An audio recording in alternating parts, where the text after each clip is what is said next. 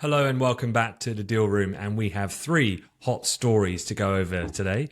And the first one of which is Google parent Alphabet agrees to buy cybersecurity group Wiz for $32 billion. An interesting one here is that Goldman Sachs and Bank of America are advising on the deal. So this is definitely one you need to know about from the deal execution side, who's running it, but also the deal and its magnitude as well. Then the second one, Pepsi, $2 billion to buy Poppi. Perhaps not all of you have heard of Poppi, but if you're on TikTok, you probably have. It's the largest gut health drinks company in the US, and JP Morgan and Centerview Partners are running that deal. And then finally, Denmark's Copenhagen Infrastructure Partners have raised over 13 billion for its latest green power fund. That number is the largest ever fund dedicated to renewable energy, of which I thought was a space that everyone was neglecting these days, but it looks like I've been proved wrong. So, Stephen, how are you before we begin? Yeah, I'm pretty good. And I'm, I can hear from, I can see you and you're in the office and everything looks very industrious, people getting on with their work. No one's scrolling BBC Sport in the background. But I can also hear we have some lovely neighbours in the office. Our upstairs neighbours are having a massive refit. I don't know what they're trying to do, install some ping pong tables or something like that. But I can hear some banging. So I hope that you go up there and give them what for. They're going to get both barrels. If they continue during this conversation, this episode, it's going to happen, Steve. So if I get a little aggy as the conversation goes on, everyone will know why. Anthony Chung fight night. I'm looking forward to it. I'm pretty good. I'm going to start with a couple of much needed shout outs. We tend to do this every so often. But I mentioned a few weeks ago that we've brought on a researcher, Aaron, who has been doing a lot of the research for the podcast over the last 2 months. And I just want to very quickly shout out Aaron as a great representation of the upside of showing initiative. So Aaron reaches out a couple of months ago on LinkedIn, pops me a message saying, hey, like the podcast, just let me know if you need any help. Bit of research, bit of support. It's a lot of content every week. Obviously, I grabbed the opportunity because it's all about efficiency. Turns out Aaron is wonderful as a researcher. We have a job going at Amplify, a short-term role. Who do I think of to get in that spot straight away? Aaron. And it turns out Aaron is starting on Monday with Amplify. So shout out to Aaron. And look, that's what initiative gets you. Hopefully Aaron will thrive over the next few months here in the office. There's the front door, the back door, the side door, and Aaron's created his own opportunity. So absolutely, 100%. Yeah. And my second shout out is to a guy called Samir. Samir just messaged me on LinkedIn a few days ago. And we get a few messages like this, and it's really, really nice to get messages from people who appreciate the podcast. So I do this podcast with Ant, and Piers does the podcast as well. And we chat to each other for 35, 40 minutes, and we don't see the audience. And although we like to see numbers ticking up, and they are ticking up in terms of listenership, it's quite faceless. So when we get a message from someone saying, hey, look, this has really helped me. You're bringing finance to life, and it's helping me to land a job and really understand where I want to go in my career. That gives us a massive kind of almost a multiplicative boost. A small message goes a very, very long way. So Samir, thank you for taking the time, and thank you for that message. Did you just use the word multiplicative? Educate me. Let's start before we talk finance. I need a dictionary. I think it's just a fancy way of saying multiplication, isn't it? It's I'm trying to impress the audience now to get more LinkedIn messages. All right. Well, look, let's go for this one, because I did actually post about this on our LinkedIn account about Google parent Alphabet agreeing to buy its cybersecurity group Wiz. So yeah, interested to get into this one, because I'm assuming not everyone has heard of Wiz to start with. Yeah, Wiz it's not a high street name, WIZ, not the Wizz Air that you might see if you're based here in Europe, the very, very no-frills airline. So Wiz is a Israeli cybersecurity company founded in 2020. Think about that. It's been going for 5 years, $32 billion valuation. I think we're all in the wrong industry. Let's go and start a cybersecurity company. So the background to this transaction is that Google, parent company Alphabet, tried to buy Wiz about 18 months ago for $23 billion. They are now acquiring Wiz 18 months later for $32 billion, all cash. This is really important when it comes to structuring a deal. Deals get structured in all sorts of different ways. You know, you can buy a company with cash, you can buy a company with your own equity. As a founder or as a shareholder looking to exit, cash is king. You want cash.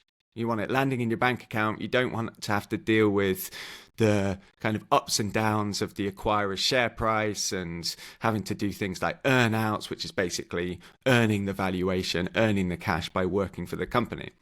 So this is $32 billion all cash. And the reason why it's gone through, you know, if we take a step back, we're thinking $32 billion tech transaction. This is never going to go through from a regulatory antitrust environment. And we'll get onto that in a second. But the reason why this deal has been accepted by Wiz is firstly, and we'll wait to see whether this happens, there was a sense that the Trump presidency might foster a more open environment with regards to deal making and antitrust. Although the flip side of that is, you know, Trump's pretty anti-monopoly and big tech when he wants to be. So we'll see how that one plays out. But as a security blanket for Wiz, they have negotiated that Alphabet will pay $3.2 billion or 10% of the deal value if this deal gets blocked for reasons such as antitrust. So that is the insurance policy. This deal is not likely to go through until 2026. And Wiz is basically saying, look, you're paying $3.2 billion as an option for this thing to be live for the next 12 months, for this deal to distract us. And then if it doesn't go through, you pay us the $3.2 billion. So that is the reason why this is on the table, and Wiz is excited about it. So could I just get a bit more background on Wiz? Like you said at the top of the conversation, not everyone's going to be familiar with them. So I know they've been founded 5 odd years ago, but where from and what specifically are they doing? Yeah. It's a so as I said, it's HQ'd in New York. It's founded by Israeli cybersecurity veterans, and its product offering is, and again, I'm reading from a page, I can't say I know a great deal about this, cloud-native agentless security platform focused on cloud security, posture management, CSPM, workload protection, data security. Now, this is interesting for Google or for Alphabet because it is trying to play with the big boys in terms of cloud, its cloud offering, right?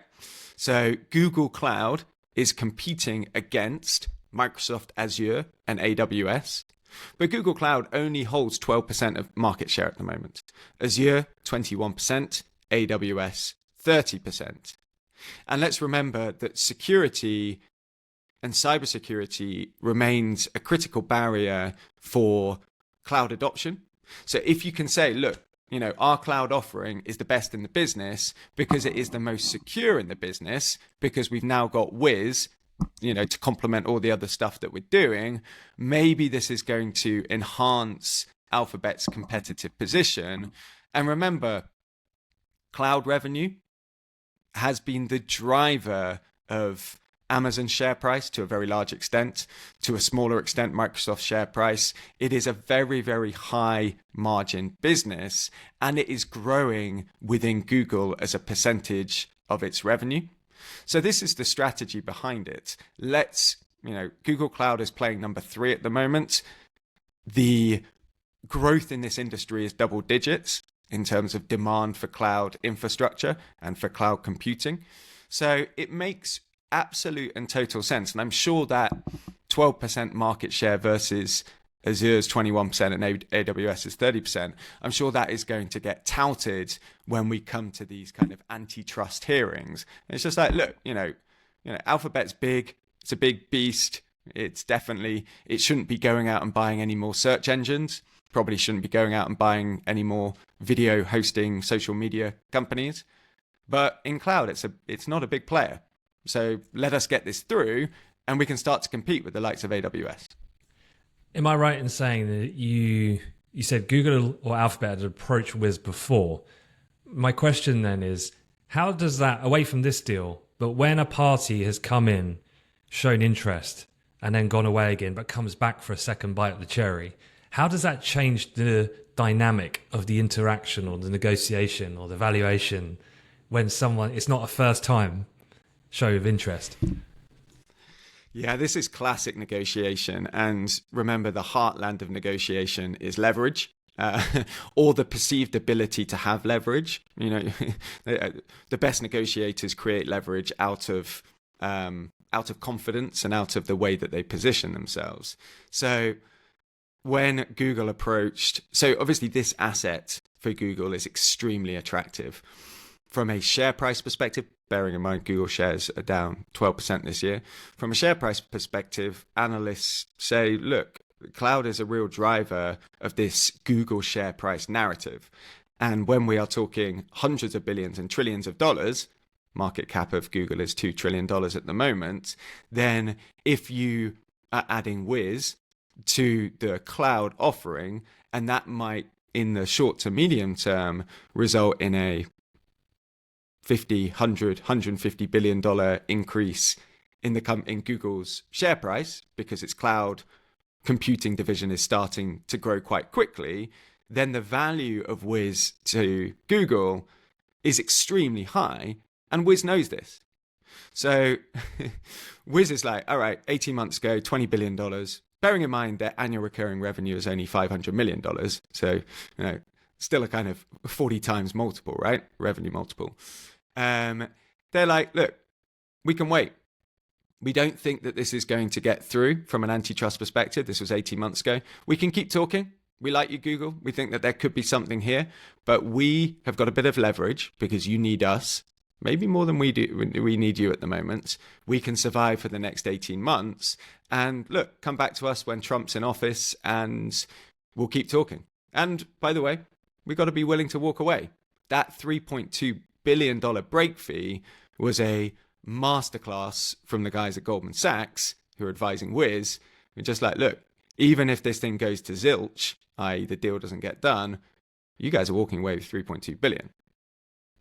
Yeah, I was going to ask then. So Goldman's are involved, Bank of America involved, and this is a very large deal, even if it doesn't go through.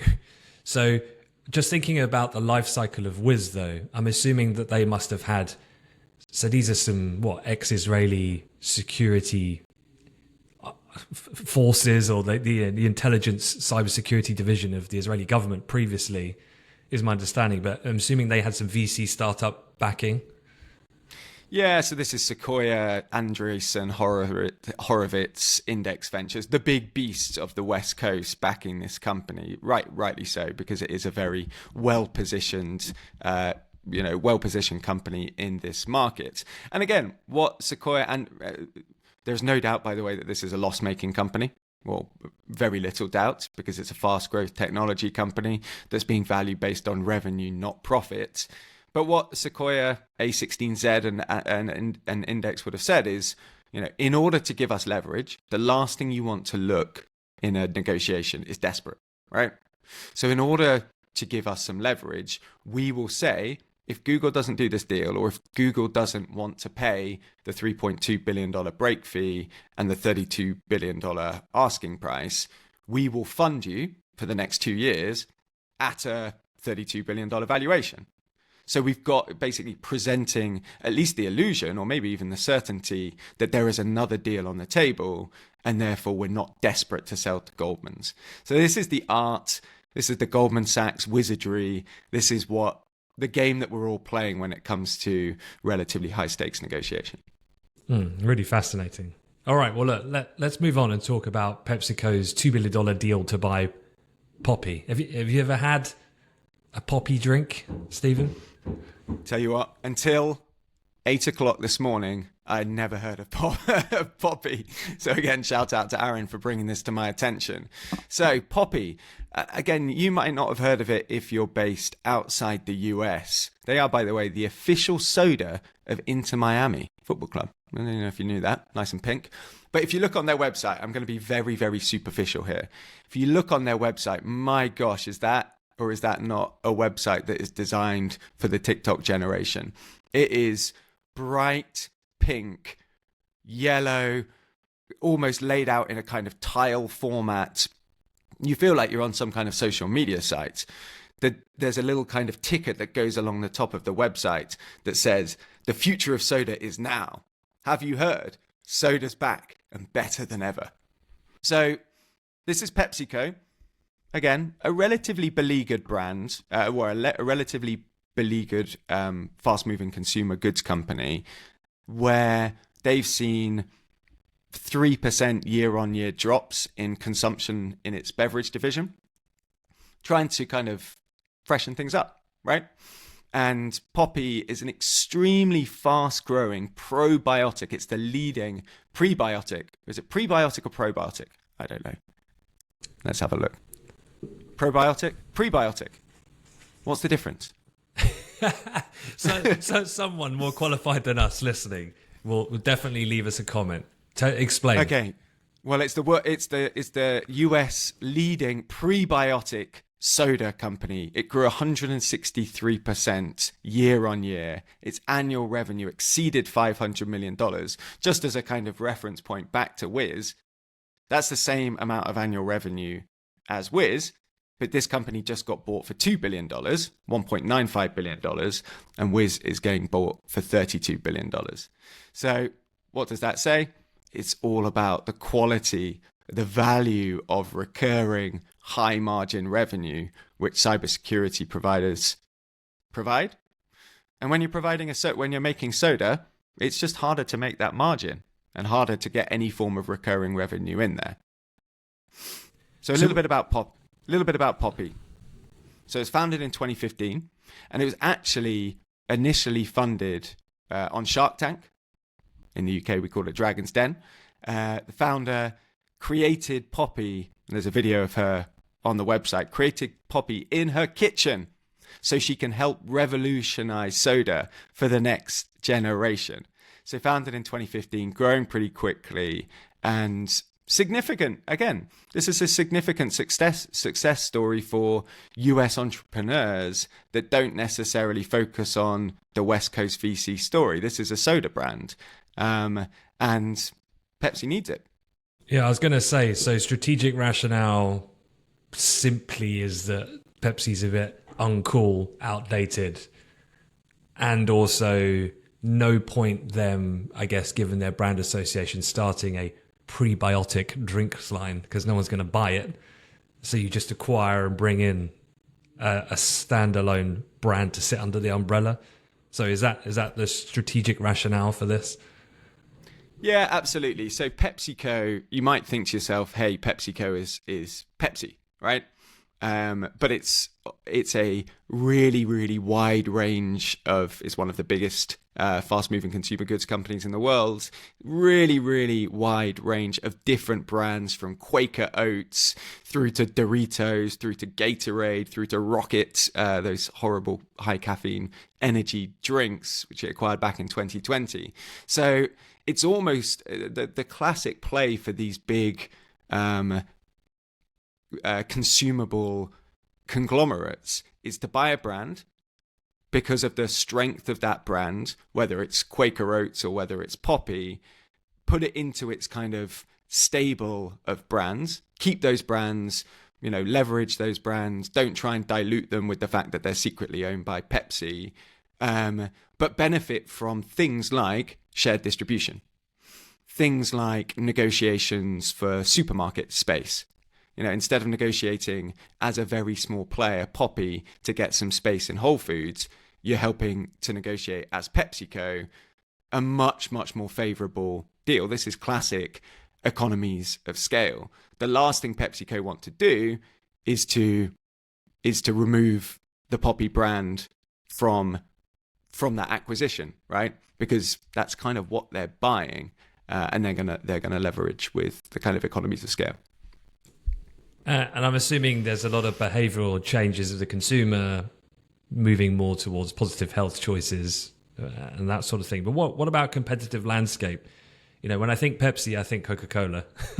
And so do Coca-Cola in itself have their own line of a similar fashion, so they would not be part of this race to bid for Poppi? Or again, is it that competitive tension and Poppi has some of the ace cards here and they can play off some of these big consumer brands? Yeah, so the competitive space for these prebiotic drinks, these soda brands, which by the way now hold nearly 3% of the US carbonated beverage market, up from 1.5% the year before. That, the US, they drink a lot of soda from what I understand.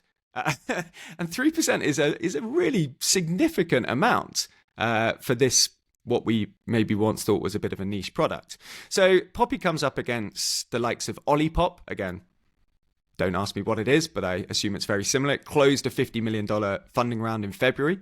So there's a little bit of hype around this space.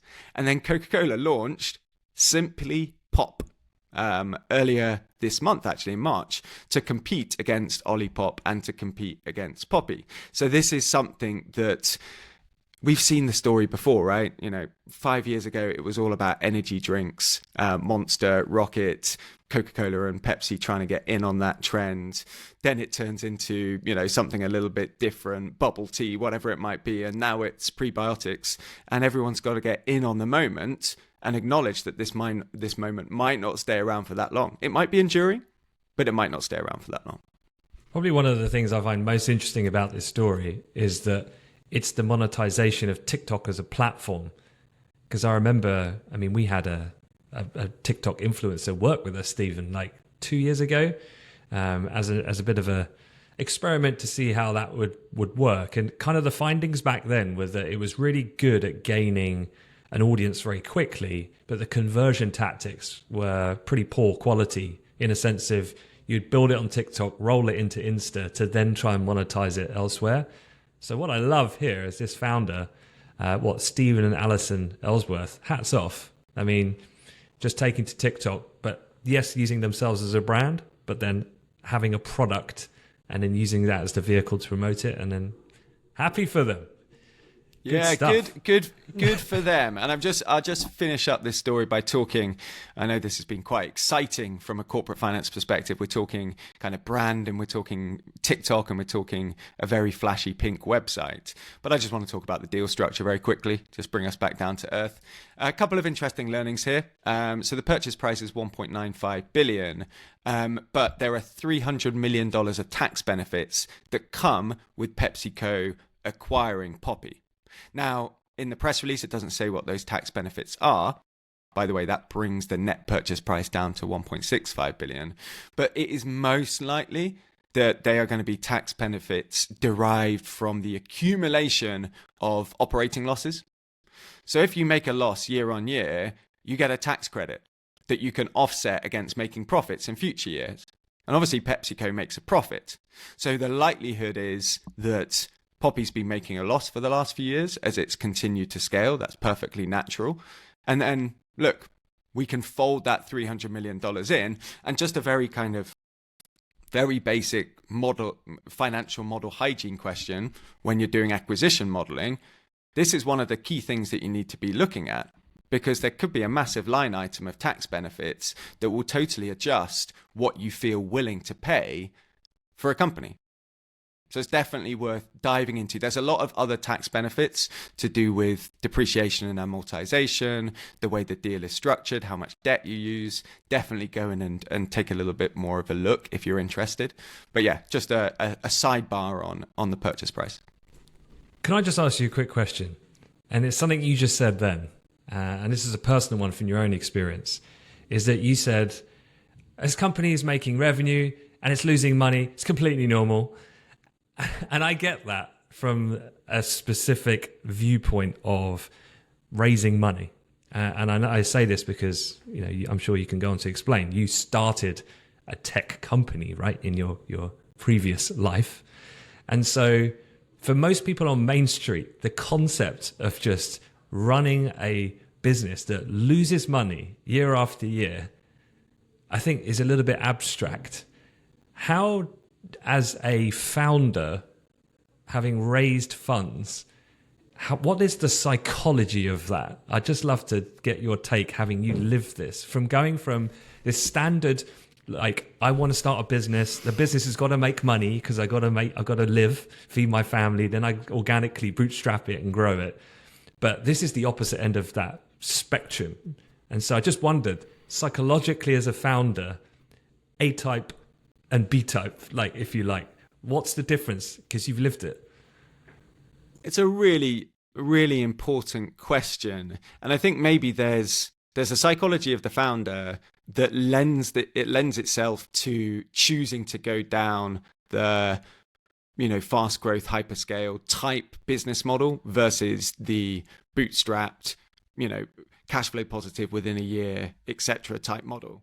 Now, it's really, really important. It cannot be overstated that not all businesses and not all business environments need that kind of fast growth, loss-making, investment-heavy type origination, type first few years.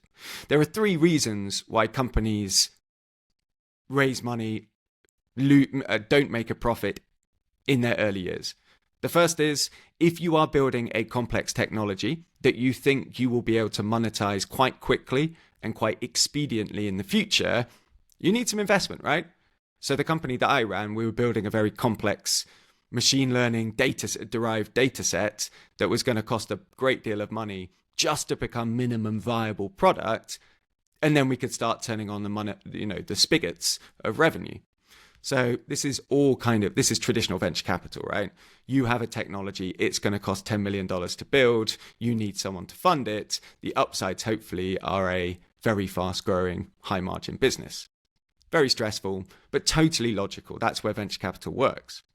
Now, the kind of second order of why venture capital might work is if there is a specific point in time and market opportunity where it makes sense for you to go quickly and to land grab. So in the case of Poppi, maybe this is it, right? I'm going to lose money because I want to, but I'm going to spend all of my money on branding, advertising, getting market share, having that kind of foothold in the market.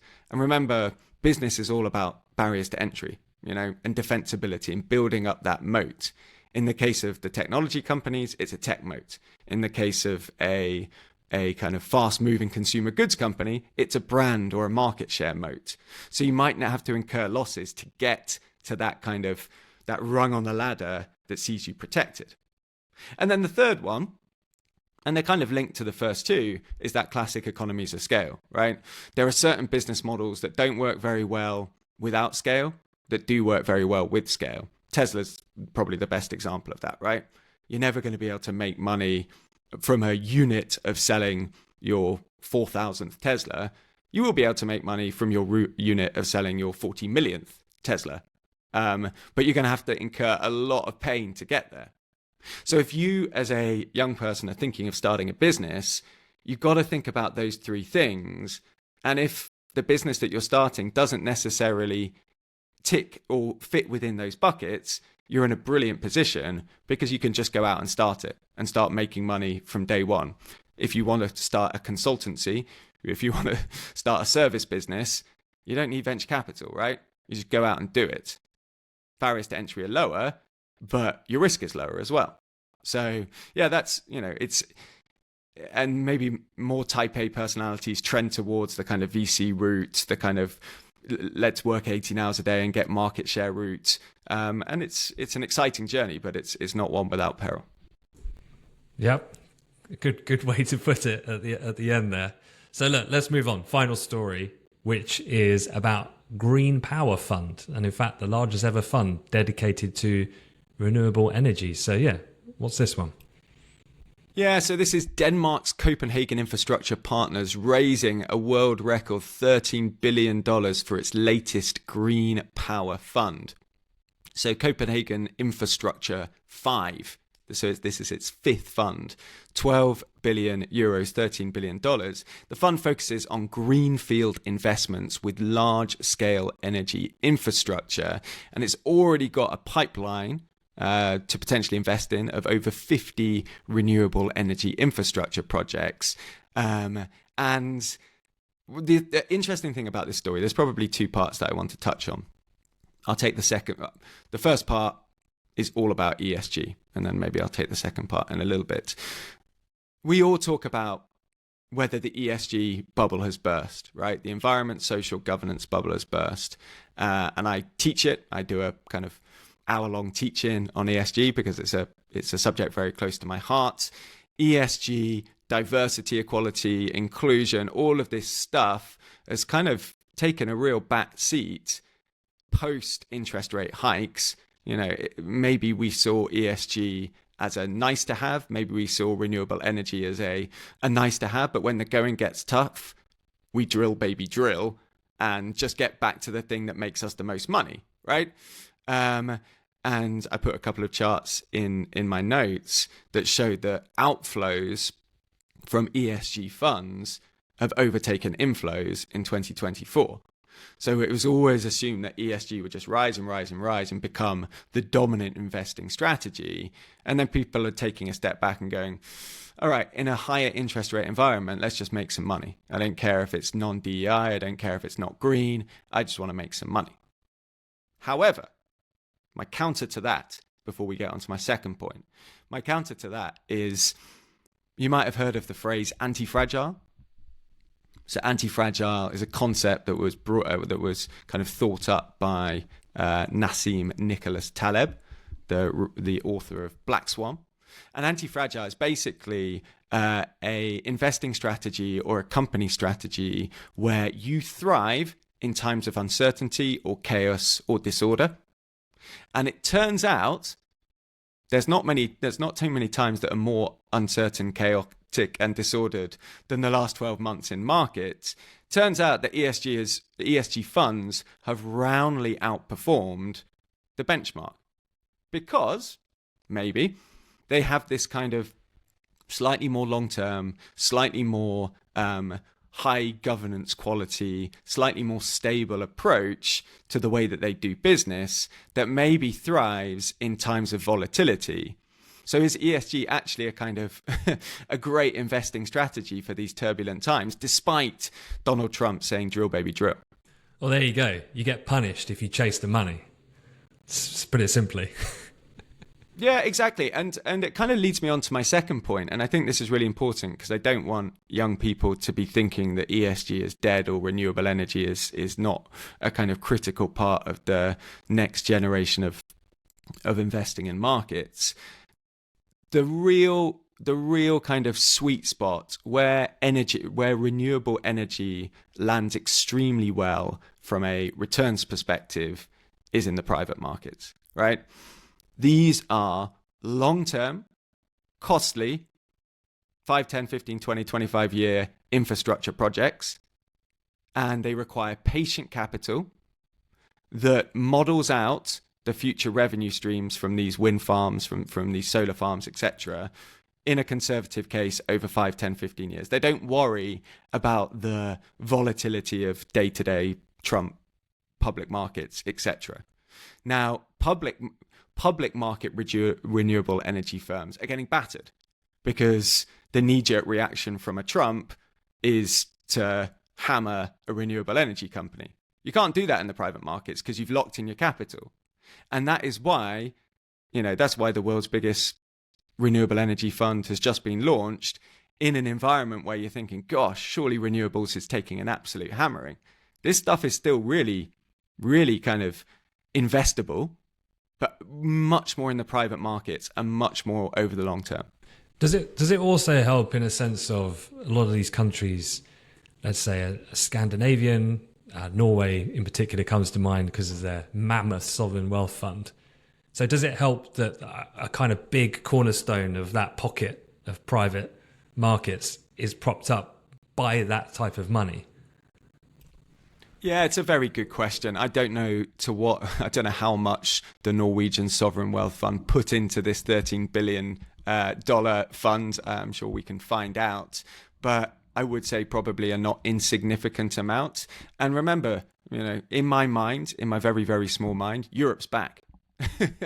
And, there's a lot of narrative around, looking at the things that Europe does extremely well and creating that point of differentiation and a little bit less reliance on the kind of Western narrative that's slightly being fractured on a kind of day-to-day basis. So yeah, there's massive pools of capital in Europe, there's massive funds being launched in Europe, and there's massive infrastructure projects going on in Europe. So yeah, there's money to be made for sure. Wow. Put away your Great Britain flag, come on the EU flag. You're just doing a little tour at the moment around EMEA, I think. Yeah, look, if anyone wants me to come to a university in, I don't know, Venice or Copenhagen, I'll come. Yeah, me too. All right. Well, look, we'll wrap it up there. Thanks so much as always, Stephen. Thanks everyone for listening, and we'll see you next week. Take care. Thanks, Ant.